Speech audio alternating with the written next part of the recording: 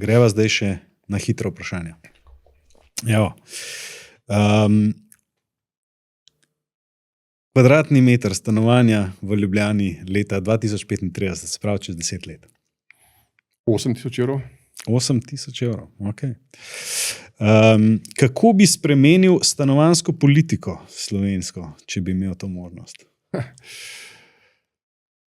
Ja, no, v startu bi seveda malo manj govoril, tako kot naši politiki to znajo, in bi se mogoče lotil nekih konkretnih potez. Se pravi, tukaj država ves čas razlaga, in tudi mesto Ljubljana, kako bodo gradili ogromno število stanovanj. To se ne dogodi. Se pravi, dejansko bi moralo mesto pridobiti določena zemljišča, ali pa država tudi, mislim, je to Stanovanjski sklad Republike Slovenije ali to Ljubljanski sklad, in zgraditi tukaj stanovanja, ki bi bila na voljo po nekih normalnih cenah in s tem tudi kupcem, ali pa niti ne kupcem, bolj najemnikom omogočati ugodnejše bivanje. Ne?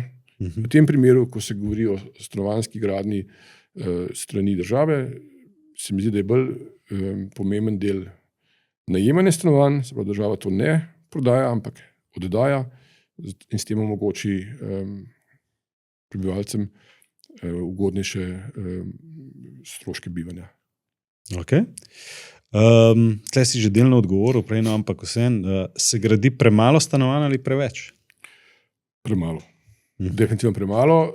Pa še to, ogromno stanovanj se kupuje po slovensko, za to, da se ima na zalogi ga.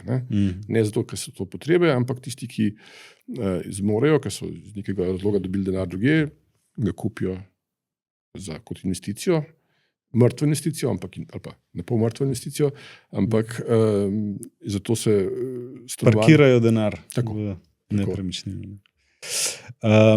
Pred časom mi je gradbinec rekel, da je težje prodati hišo za 500.000, kot pa stanovanje za 500.000.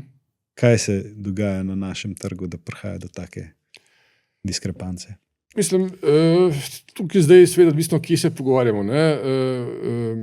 Stanovanje seveda je enostavnejša nepremičnina. Kupec ga uporablja, je del neke večje enote, se pravi, kupec ima vso infrastrukturo tam, ne potrebuje, ima nekega upravnika za stanovanjski objekt, ima urejeno vse zunaj, znotraj, tako da je zanga on tam samo biva.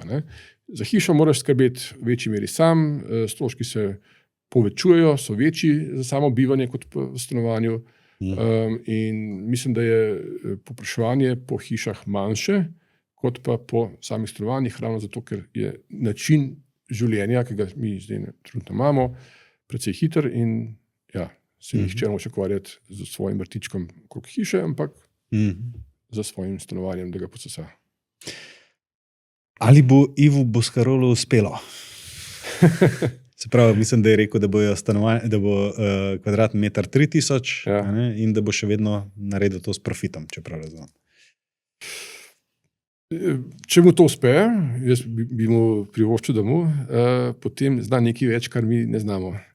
Ker po moji kalkulaciji ob ceni zemljišč, ki so trenutno v Ljubljani, ob ceni gradbenih storitev, ki so na voljo in materiali, ki ostanejo, se za ta denar ne da narediti profita. Lahko morda, če si zelo racionalen, narediš stanovanje brez profita.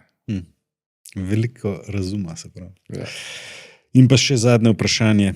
Kateri je sanjski projekt Igorja Panterja? Nimam sanjskega projekta, dejansko je vsak projekt, ki se ga lotimo, tisti trenutek ta prav.